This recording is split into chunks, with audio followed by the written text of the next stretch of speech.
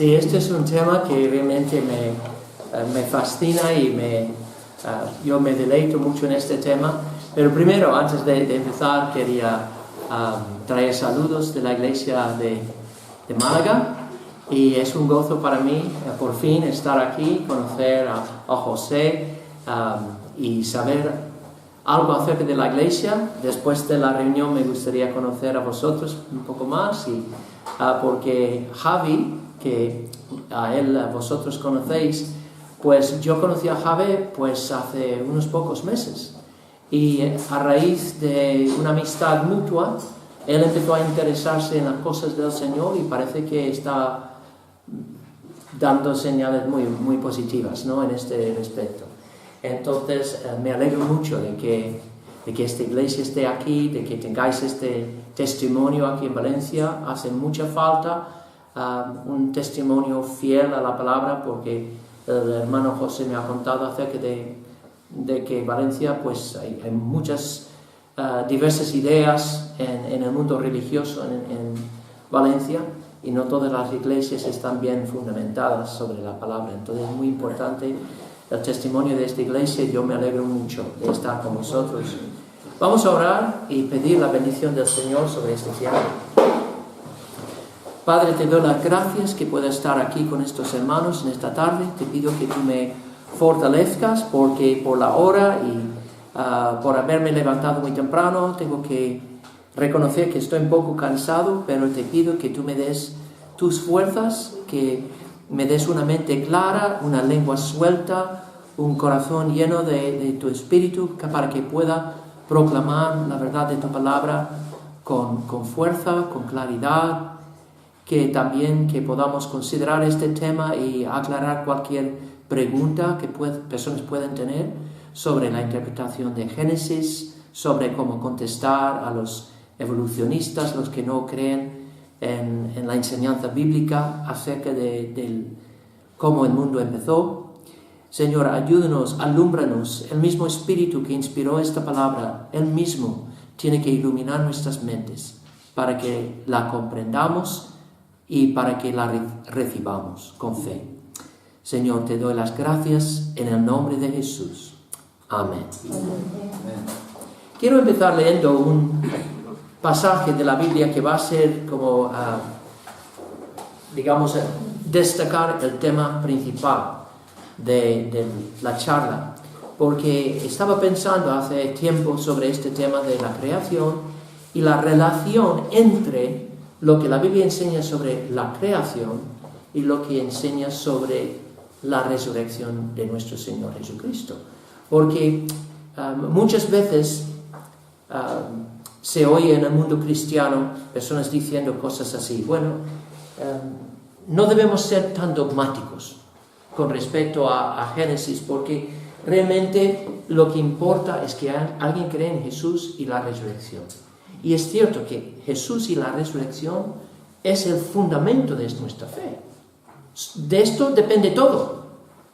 Pero precisamente porque creemos en la resurrección de Cristo, tenemos que permitir que esa creencia transforme toda nuestra manera de ver el mundo, de ver la Biblia, de ver a Jesús mismo. Entonces, el tema que quiero desarrollar en esta tarde es manifestar cómo, si realmente creemos firmemente en nuestros corazones el mensaje del Evangelio, que Cristo fue literalmente resucitado por el poder del Padre de entre los muertos, que esta misma verdad va a ser como un gran foco de luz que va a arrojar luz sobre toda la Biblia y ayudarnos a comprender mejor Génesis 1, 2 y 3. O sea, hay un vínculo entre la resurrección y la creación. Y eso es lo que quiero destacar en esta tarde. Y quiero empezar leyendo este pasaje de Romanos 10, cuando Pablo básicamente define lo que es un cristiano. Dice, está hablando de dos tipos de justicia, la justicia que es por obras y la justicia que es por la fe. Dice en el versículo 5, porque de la justicia que es por la ley, Moisés escribe así, el hombre que haga estas cosas vivirá por ellas. Esta es la actitud del no creyente. El no creyente piensa que pueda establecer su propia justicia por medio de sus obras, por el mérito de sus obras. Si yo guardo la ley, si yo cumplo los mandamientos de Dios, voy a establecer así mi propia justicia delante de Dios y así gano la salvación. Mas, la justicia que es por la fe dice así: no digas en tu corazón, ¿quién subirá al cielo? Esto es para traer abajo a Cristo. O ¿a quién descenderá al abismo? Esto es para hacer subir a Cristo de entre los muertos. Mas, ¿qué dice? Cerca de ti está la palabra, en tu boca y en tu corazón. Esta es la palabra de fe que predicamos. Y aquí está la definición de un cristiano: que si confesaras con tu boca que Jesús es el Señor y creyeres en tu corazón que Dios le levantó de los muertos, serás salvo. Porque con el corazón se cree para justicia, pero con la boca se confiesa para salvación. Cuando Pablo habla aquí de creer en el corazón que Dios ha resucitado a nuestro Señor Jesucristo, ¿a qué se refiere? Pues el corazón en la Biblia es el centro del ser humano. Es el corazón, el corazón es el mismo centro de su ser. Entonces, en la Biblia está muy claro de que cuando una persona llega a la fe es un don divino. Dios mismo obra en nosotros para que creamos. ¿Cómo? Abriendo lo que la Biblia llama los ojos del corazón, dándonos un sentido de seguridad y certeza de que su testimonio es verdad. Entonces, el cristiano no es alguien que crea en Cristo con una fe de probabilidad. Yo pienso que probablemente Jesús resucitará. Alguien que habla así no es un cristiano. Si alguien dice, yo pienso lo más probable es que Jesús... No. Eso no es creer en tu corazón. Creer en tu corazón es tener una certeza, una seguridad impartido por Dios, el Espíritu Santo, de que Cristo ha resucitado de entre los muertos. Sí, en otras palabras, lo que estoy diciendo es que esta es la creencia fundamental de nuestra vida. Y sobre esta creencia tenemos que edificar todo nuestro sistema de valores y creencias. O sea, no podemos creer algo que contradiga el hecho de que Cristo ha resucitado. ¿Estáis de acuerdo con eso? O sea, nuestras creencias tienen que tener una armonía. Tenemos que ser consecuentes con las premisas básicas de nuestra fe. Y la premisa más básica es que Cristo resucitó. Hoy en día lo que veo en las iglesias es mucha incertidumbre sobre cómo debemos interpretar la Biblia, cómo debemos entender enseñanzas que en un día pues no había mucha controversia sobre estos pasajes. Por ejemplo, hoy en día hay personas que dudan de la creación de todo el universo por el poder omnipotente de Dios en 6 días, como dice la Biblia. Hay personas que dudan de que la raza humana empezó con una sola pareja y de esa pareja descendió toda la humanidad en toda su diversidad. Todos somos descendientes de Adán y Eva. Luego hay personas que ponen en duda que ha habido una caída del hombre en un momento de la historia. Porque claro, si el mundo no empezó con una primera pareja, ¿cómo va a haber un primer momento de pecado? Una caída.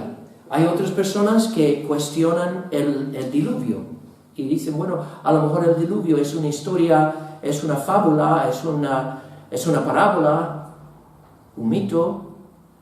También va a haber la Torre de Babel. Y esas personas, no estoy hablando de personas que digan, soy ateo. No, estoy hablando de personas que dicen, soy cristiano evangélico. Pero están poniendo en duda muchas de estas doctrinas básicas. Y yo veo, es una situación lamentable. Y ¿dónde está el problema? ¿Está el problema en que realmente la Biblia no es un libro claro? ¿Es un libro oscuro, ambiguo? O más bien encontramos el problema en nosotros mismos, que no estamos pensando de forma consecuente con los primeros principios de nuestra fe. Como dije, el punto de partida para un cristiano tiene que ser la resurrección de Jesús. Todo lo que creemos tiene que ser consecuente con esto. Entonces, lo que yo creo es, como creyentes tenemos una obligación de, como dice Pablo en 2 Corintios 10:6, tenemos que llevar cautivo todo pensamiento a la obediencia de Cristo. Y una cosa que esto se implica es que tenemos que hacer el esfuerzo intelectual de alinear nuestros pensamientos con las premisas básicas de nuestra fe. La primera premisa, la más fundamental de todo, lo que define un cristiano es su creencia de corazón de que Cristo fue resucitado. Ahora, de esta verdad y de los corolarios que siguen esta verdad, podemos llegar a una comprensión de muchas cosas en la Biblia, incluso de los primeros capítulos. ¿Qué quiere decir la palabra corolario? ¿Alguien ha oído de esta palabra? Un corolario. Un corolario es una proposición que se deduce con facilidad de lo demostrado previamente. Entonces, si yo he demostrado algo previamente y deduzco algo de eso, esto es un corolario. Por ejemplo, si digo, no está lloviendo. Entonces, si esa premisa es cierta, yo puedo sacar una conclusión. No tengo que llevar afuera un paraguas, ¿no? Si la premisa es correcta, no está lloviendo. Entonces, diría, no está lloviendo, ¿dónde está mi paraguas? Hay una contradicción ahí, ¿no? Hay una contradicción. Decir, pues, Cristo ha sido resucitado por el poder milagroso de Dios, pero no sé si Dios creó el mundo por un milagro. Hay algo que no cabe, ¿no?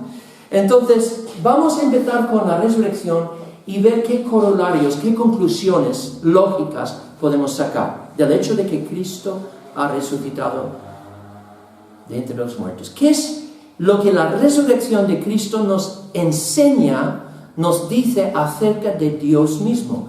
Pues hay una cosa que está muy clara: la resurrección demuestra que Dios existe. Demuestra que Dios existe y que es un Dios todopoderoso que puede actuar dentro de las leyes de la naturaleza o puede prescindir de las leyes de la naturaleza, si quiere hacerlo. Porque os digo una cosa, ningún hombre, ni siquiera Jesús, ha resucitado de entre los muertos conforme a las leyes de la naturaleza. Ningún muerto se levanta según las leyes de la naturaleza. Para que un muerto se levante, Dios tiene que prescindir de las leyes de la naturaleza. Tiene que hacer lo que se llama un milagro. Entonces, la resurrección de Jesús nos muestra no solo que Dios existe, pero también que es un Dios todopoderoso, que no solo puede, sino de hecho ha hecho obras de poder, obras milagrosas, prescindiendo de los procesos naturales. Porque no hay ningún proceso natural por el cual un hombre muerto se levanta. Ningún proceso natural. Eso se lleva a cabo por el poder de Dios. Alguien ha dicho, la resurrección testifica del inmenso poder de Dios mismo. Creer en la resurrección es creer en Dios. Si Dios existe, si Él creó el universo y tiene poder sobre él, entonces Él tiene el poder de levantar a los muertos. Si Él no tiene tal poder, Él no es un Dios digno de nuestra fe y adoración. Solo Él, quien creó la vida, puede resucitar después de la muerte. Solo Él puede revertir la atrocidad que es la muerte misma. Y solo Él puede quitar el aguijón que es la muerte y dar la victoria sobre la tumba. En la resurrección de Jesús de la tumba, Dios nos recuerda su absoluta soberanía sobre la vida y la muerte. ¿Qué enseña pues la resurrección? Hemos visto que la resurrección nos enseña algo sobre Dios. ¿Qué nos enseña acerca del mundo? ¿Qué aprendemos acerca del mundo en que vivimos de la resurrección? Aprendemos que no vivimos en un mundo tal y como muchos científicos no creyentes conciben de este mundo. ¿Cómo?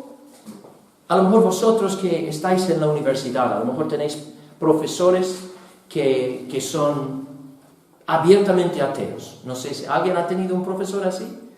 Sí, entonces, ¿cómo ve un ateo el mundo en el que está viviendo? Un escritor que se llama Francis Schaeffer, un hombre muy conocido, describe la cosmovisión del ateo así. ¿Cómo el ateo ve el mundo? Ve el mundo como una uniformidad de causas naturales en un sistema cerrado. Una uniformidad de causas naturales en un sistema cerrado. Entonces el ateo supone que todo lo que existe lo único que existe es la naturaleza. Tú y yo y todos somos parte de la naturaleza. Entonces no hay ninguna fuerza por encima de la naturaleza. Entonces todo lo que ha pasado en la historia de este universo, desde el principio hasta ahora, todo ha sucedido conforme a procesos puramente naturales, sin ninguna intervención de un poder superior que está por encima del universo. ¿Me explico?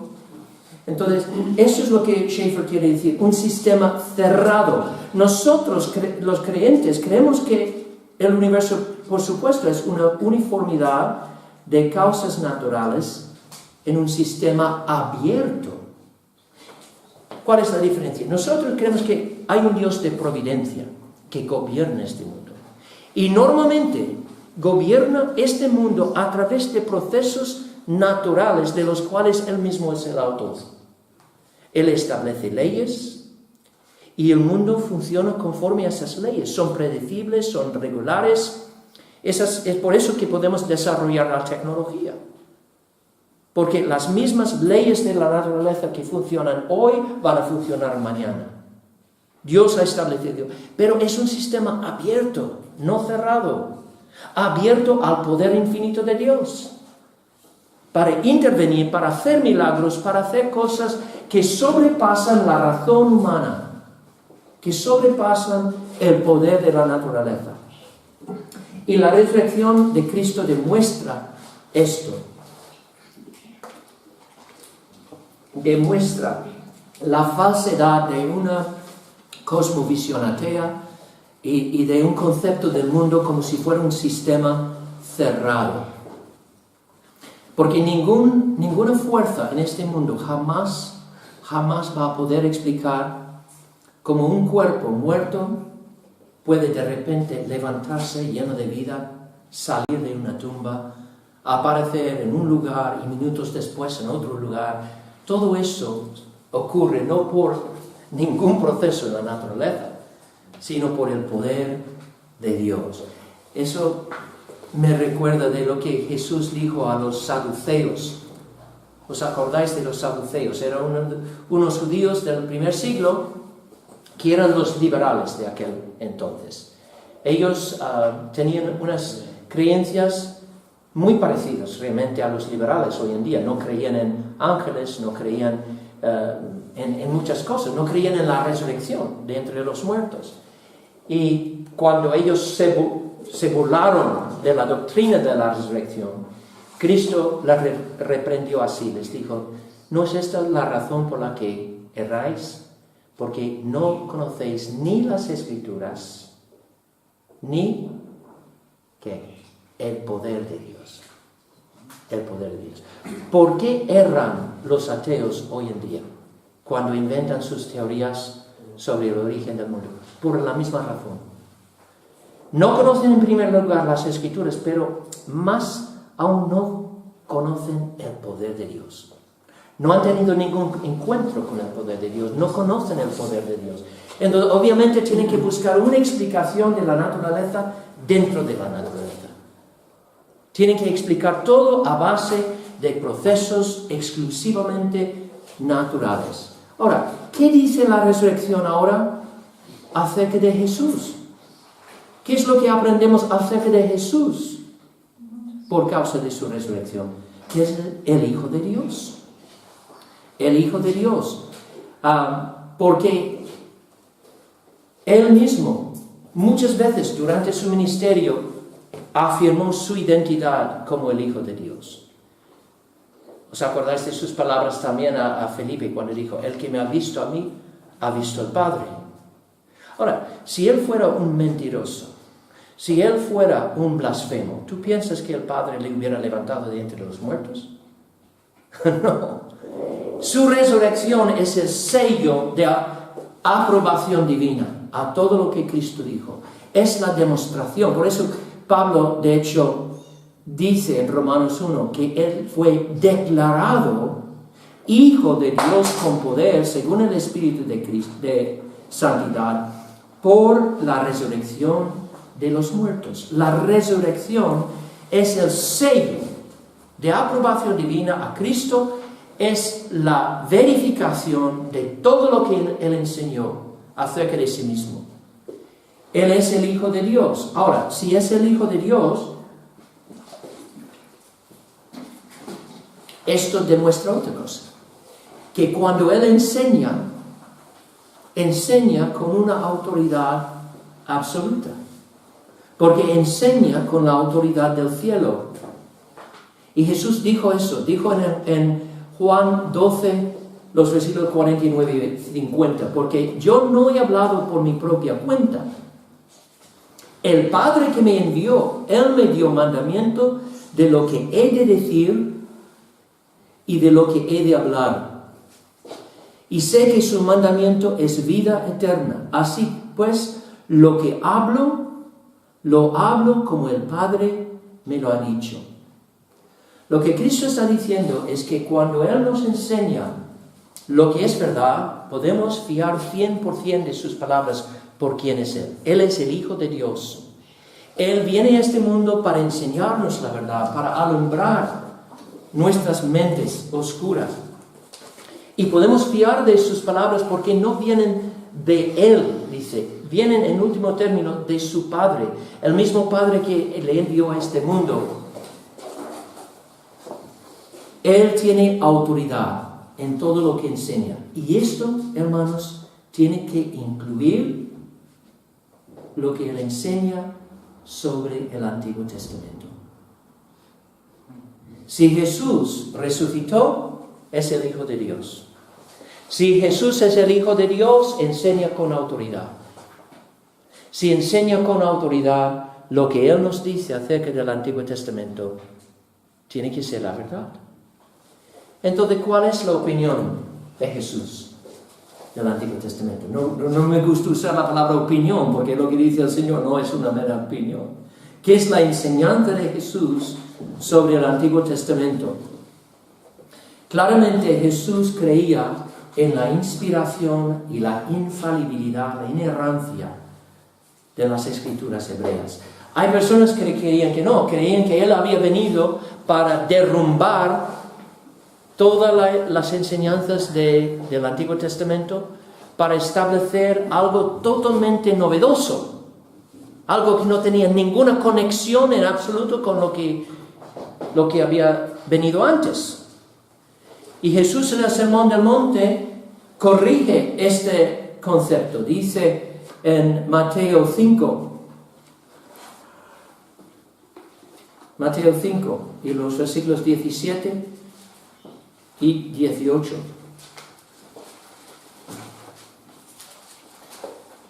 no penséis que he venido para abrogar la ley o los profetas. Esa es una referencia al Antiguo Testamento. No he venido para abrogar, sino para cumplir. Porque de cierto os digo que hasta que pasen el cielo y la tierra, ni una jota ni una tilde pasará de la ley hasta que todo se haya cumplido. Cuando Cristo dice, ni una tilde ni una jota pasará de la ley, está diciendo que el Antiguo Testamento sigue teniendo toda la autoridad que antes tenía. Ahora que Él ha venido a este mundo, el Antiguo Testamento sigue siendo palabra de Dios, sigue con autoridad. Ahora tenemos que interpretar y aplicar todo lo que enseña a la luz del último depósito de revelación que ha venido en Cristo. Obviamente tenemos que interpretar el Antiguo a la luz de la enseñanza de Cristo, pero Cristo afirma claramente que Él creía en la plena inspiración del Antiguo Testamento. Pero no solamente enseñaba eso, vivía así, vivía en total dependencia de la autoridad del Antiguo Testamento. Cuando Él fue a ser tentado por el diablo en el desierto, ¿os acordáis? Fue al desierto, estuvo allí 40 días ayunando, y después de 40 días Satanás le vino para tentarle. ¿Y cómo respondió a todas las mentiras que Satanás le dijo? Satanás le dijo, pues si tú eres el Hijo de Dios, cambia estas piedras en pan, tírate del pináculo del templo. Todas las mentiras, dijo, escrito está. Escrito está. Su única arma para combatir las mentiras del diablo fue apelar a las Sagradas Escrituras. Eso demuestra que Cristo no solamente enseñaba que las Escrituras tienen autoridad, vivía en dependencia de esa autoridad. He mencionado ya cómo reprochó a los saduceos por dudar de la autoridad de las Escrituras. Él dijo, no erráis por esto porque ignoráis las Escrituras y el poder de Dios. Y no solamente reprochó a los no creyentes, reprochó a los creyentes por no creer toda la palabra de Dios. Porque cuando Él mismo resucitó de entre los muertos y sus discípulos, encontró a sus discípulos destrozados, porque ellos habían visto a su maestro crucificado y decían, creíamos que Él iba a ser el Mesías y estamos equivocados. Qué triste. ¿Y qué es lo que les dijo? Les dijo, bueno, tengo que buscarlo aquí porque no lo encuentro aquí. Les dijo en Lucas,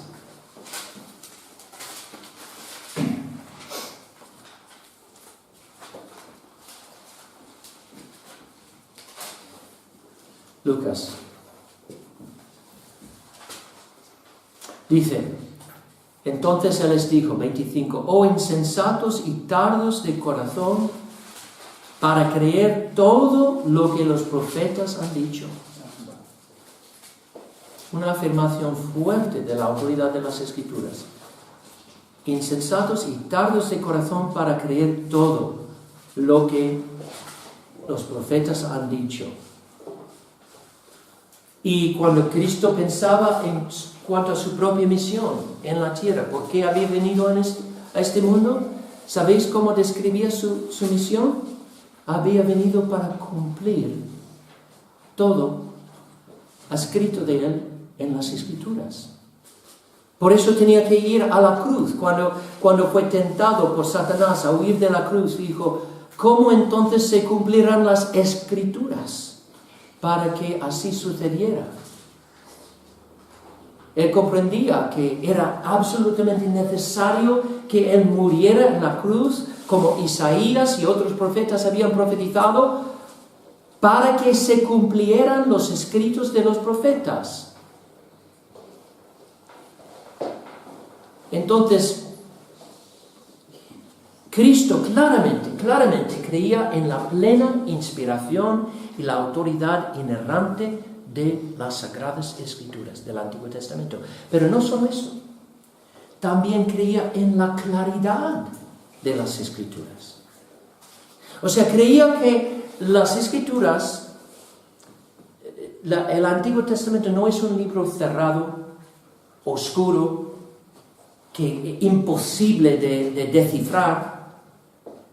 No, porque muchas veces en su ministerio usó una expresión dándonos a entender que él veía el Antiguo Testamento como un libro claro.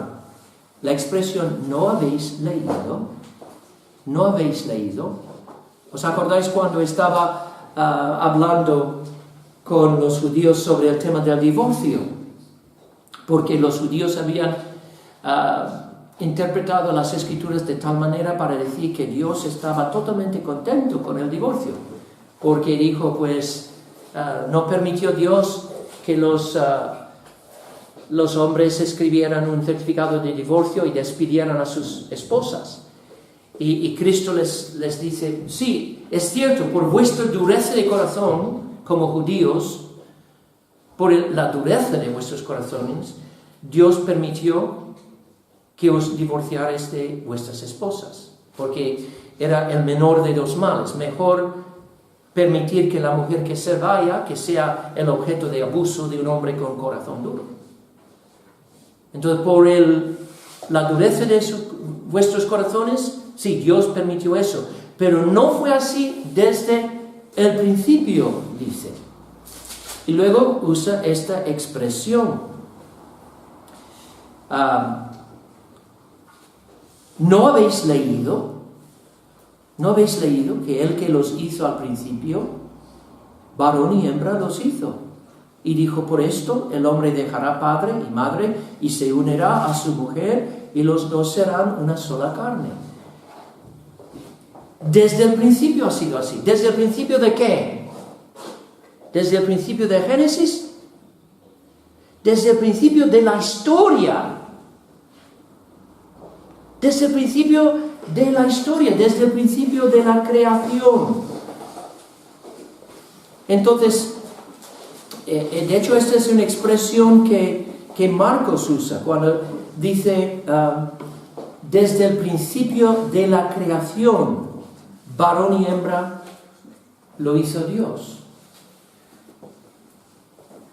Esto está mostrándonos algo claramente, que Cristo no solamente creía que el Antiguo Testamento tiene autoridad, que es un libro claro, es decir, la persona que se dedica a estudiarlo, a leerlo, puede llegar a entenderlo.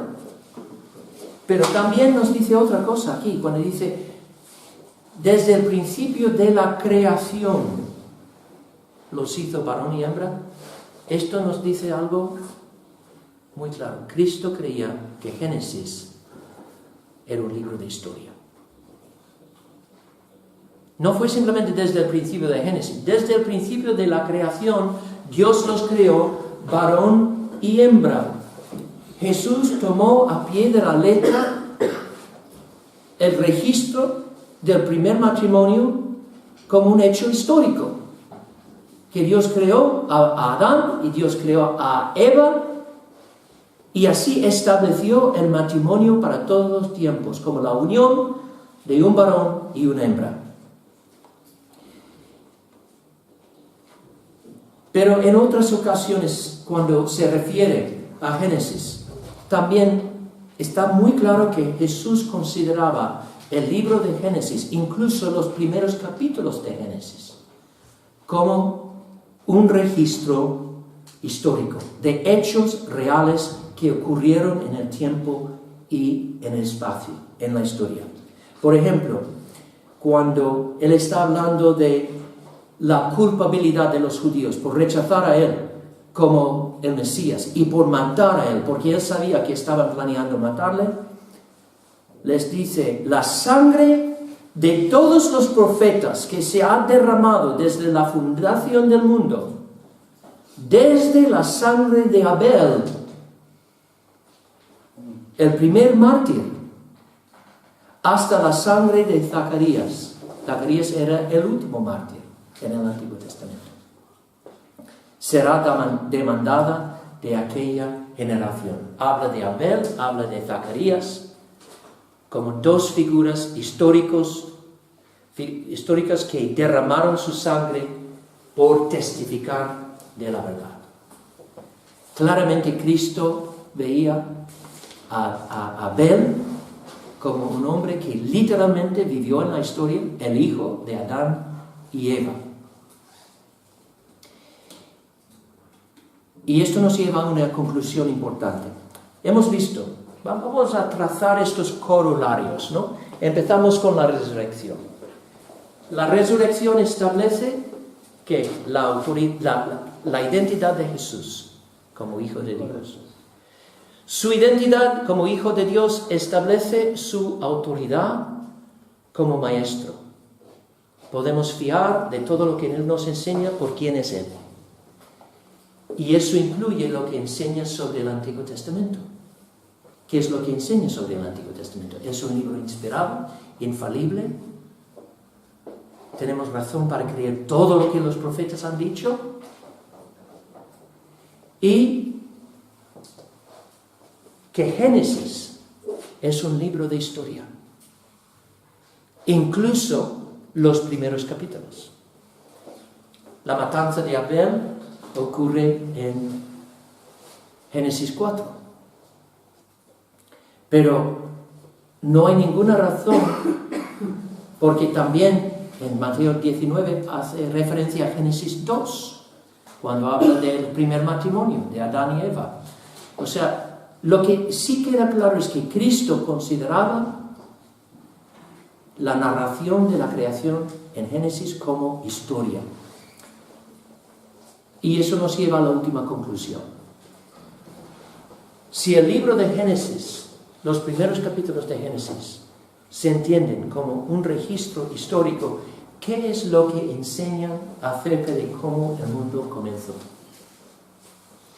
¿Qué conclusiones podemos sacar sobre lo que afirma la Biblia sobre el principio del mundo? Y hay varias conclusiones. Primero, aprendemos que todo lo que existe fue hecho por el poder infinito de Dios, no en un segundo, ¿no?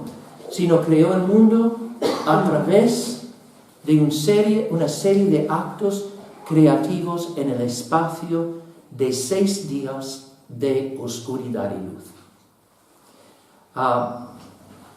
Digo eso porque cuando hablamos de los días de la creación, si vamos a buscar una definición, podemos hacer esta pregunta. ¿Define la Biblia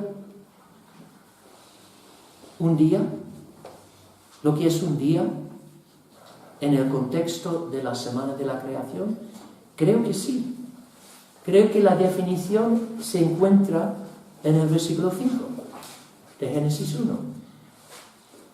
Dice, y llamó Dios, cuando Dios crea, al principio dice, en el principio Dios creó los cielos y la tierra. Este primer versículo está hablando de la creación de todo el universo en bruto. En bruto. ¿Qué quiero decir con eso? La expresión los cielos y la tierra,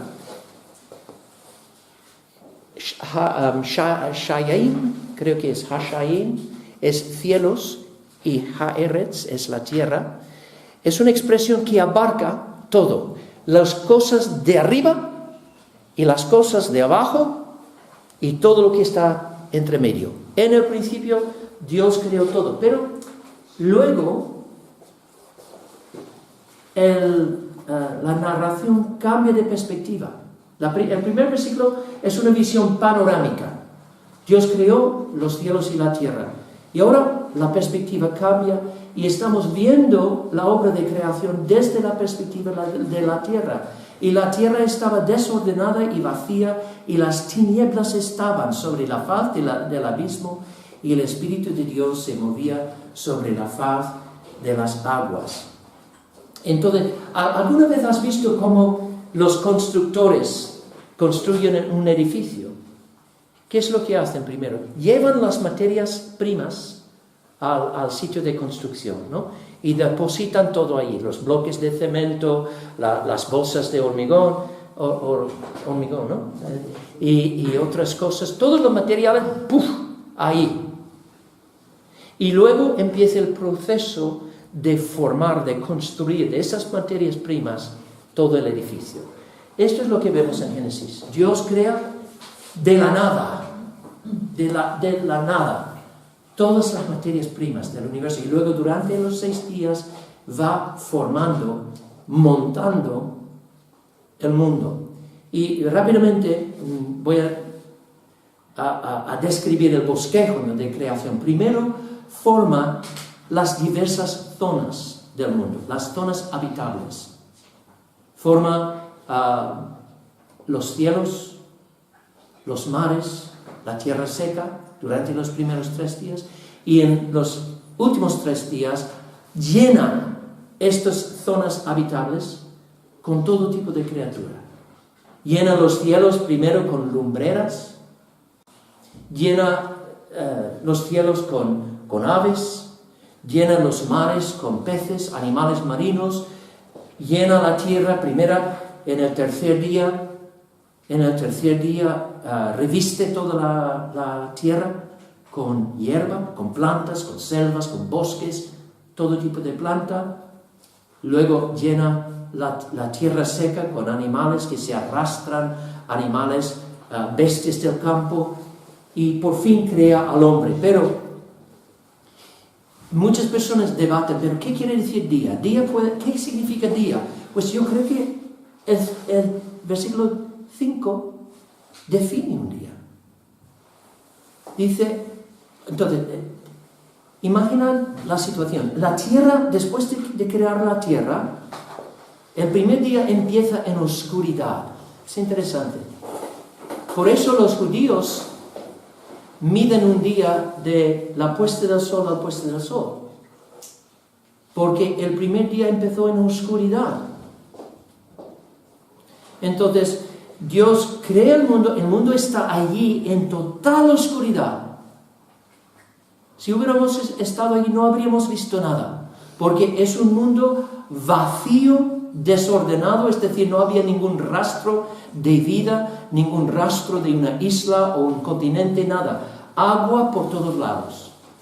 Una extensión de agua, pero no podríamos haber visto nada, porque había total oscuridad hasta el momento en que Dios dijo, sea la luz. Y ahora por primera vez la luz brilla sobre la faz de la tierra. Y fue la luz. Y separó Dios la luz de las tinieblas. Y ahora el versículo 5. Y llamó Dios a la luz día, y a las tinieblas llamó noche. Y fue la tarde y mañana un día. Entonces, Dios, cuando creó la luz, Él podría haber desechado completamente la oscuridad. Ya no vamos a tener más oscuridad en este mundo. Todo luz, siempre luz. Pero no. Conservó la oscuridad, pero hizo una separación entre la luz y la oscuridad. Estableció 2 periodos. 2 periodos, una rotación. Un periodo de oscuridad seguido por un periodo de luz. Y la combinación de un periodo de oscuridad y un periodo de luz se llama un día. Entonces ahí está la definición.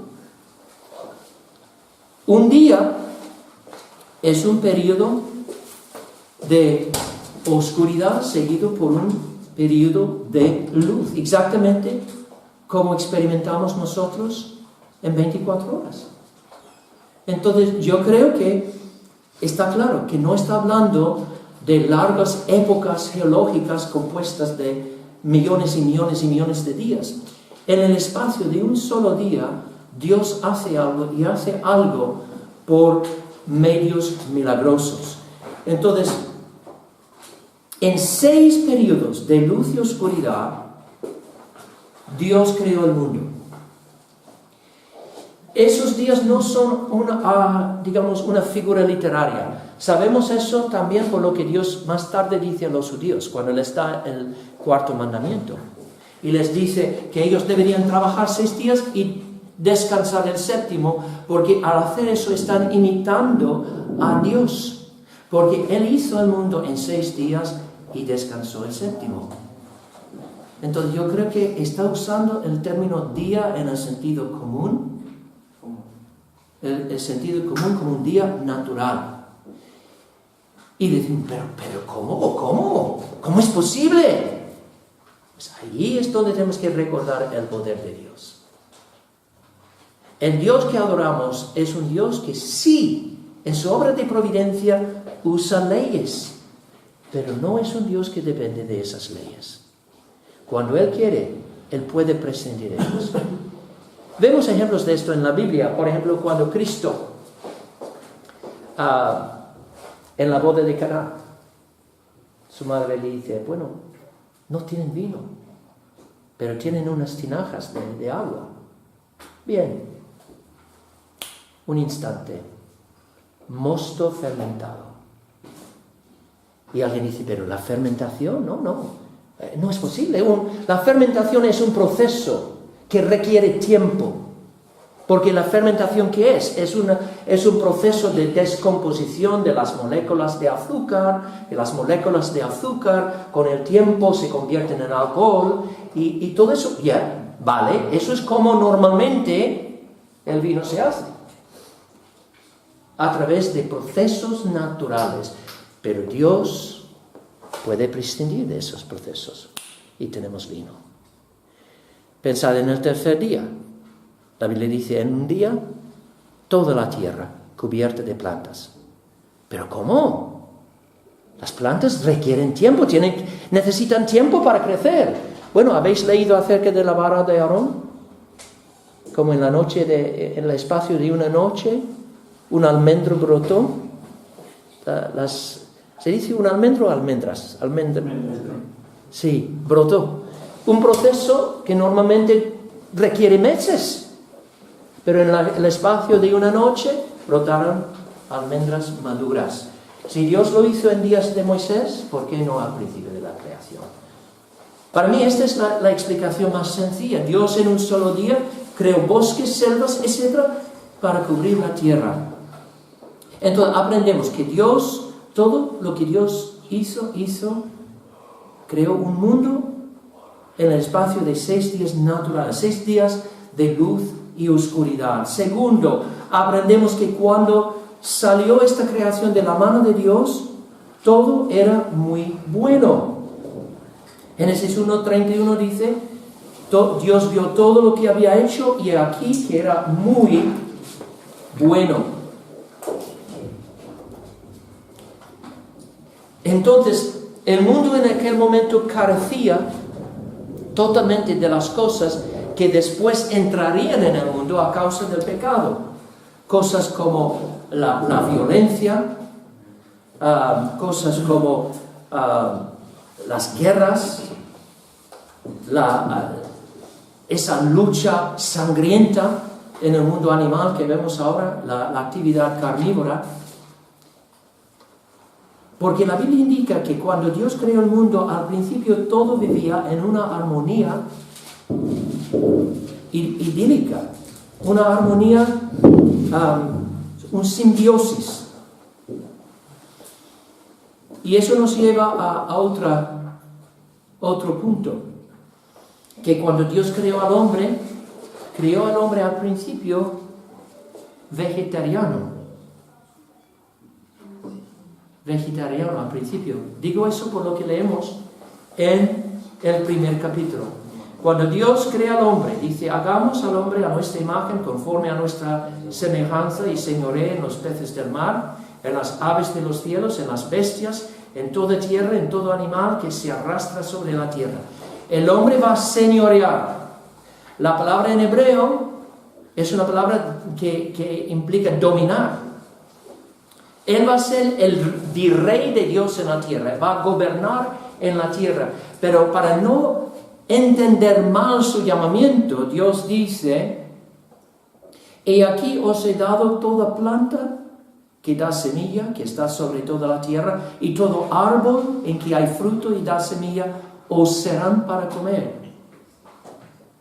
O sea, el llamamiento del hombre para reinar no era un llamamiento todavía para cazar y matar animales.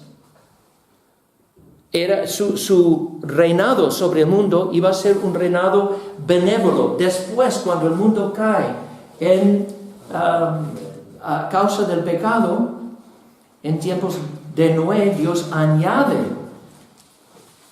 la carne como alimento a la dieta del hombre. Él dice,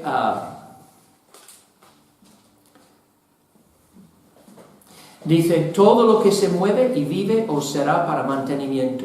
Así como las legumbres y plantas verdes, lo he dado todo. Al principio le dio los legumbres y plantas verdes para su comida. Entonces, ves que hay un conflicto directo aquí con el darwinismo y con todo concepto de que el hombre ha llegado a ser el capitán de la creación por ser un depredador más astuto. Y esta es la visión secular del origen del hombre. El hombre poco a poco llegó a ser, digamos, el jefe de todo el mundo animal porque era más astuto en matar a otros animales. Era un depredador más inteligente y llegó a su trono sobre toda la creación con un largo camino de sangre detrás.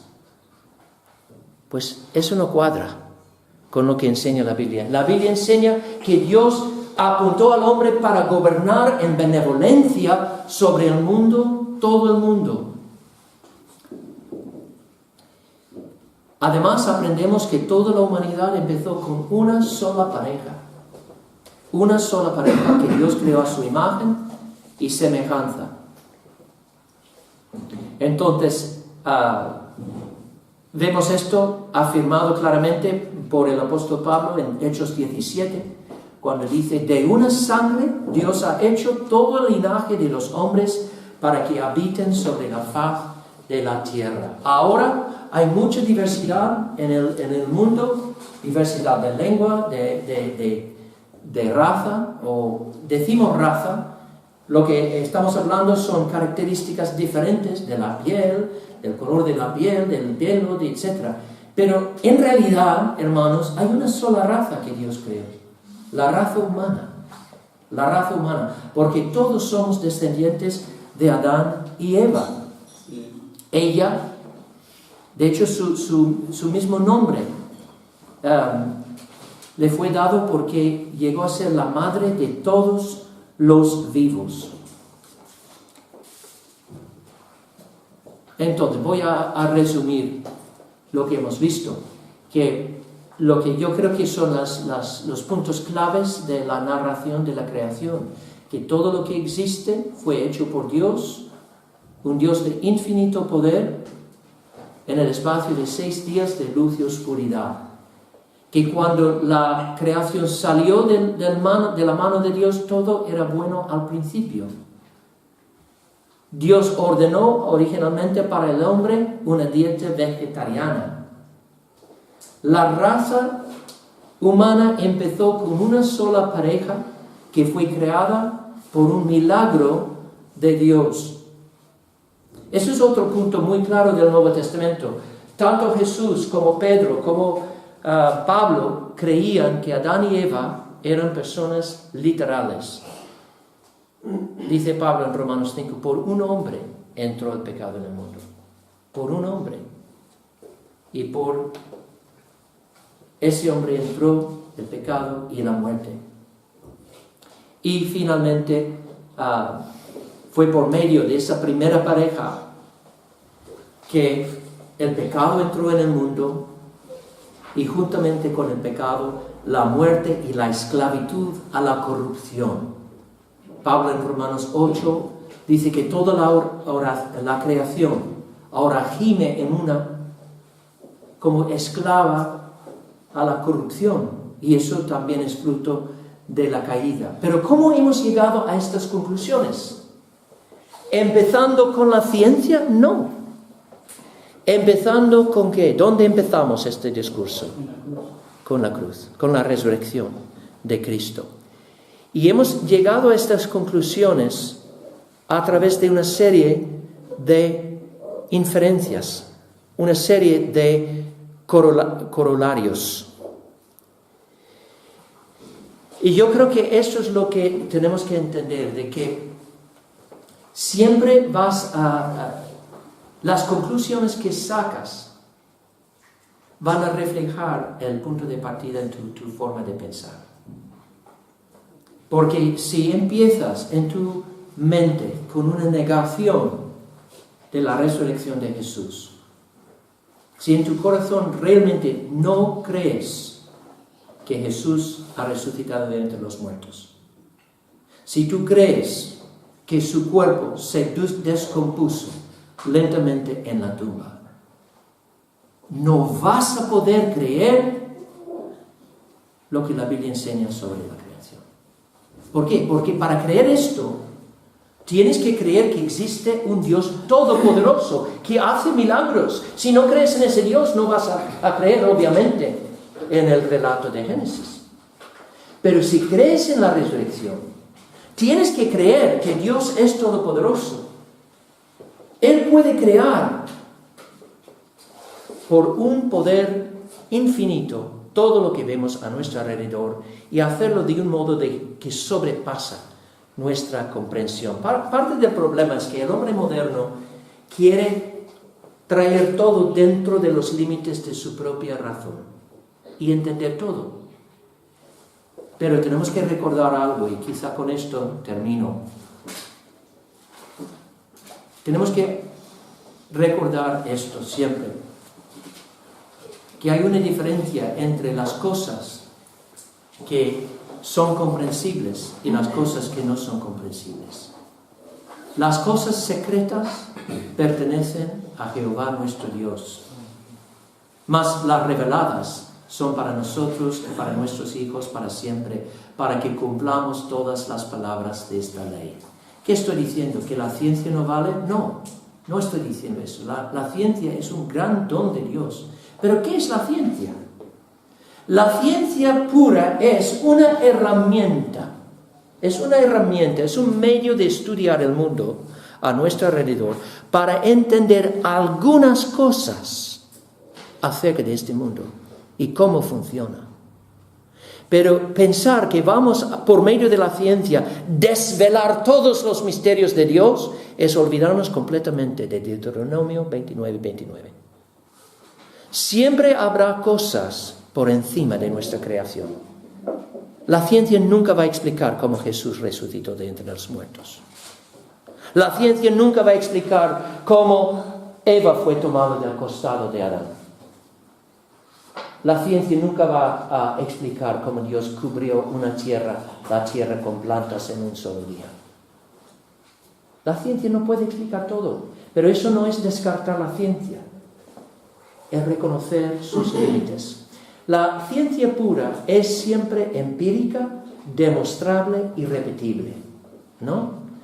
La creación es irrepetible. Es un evento único, irrepetible.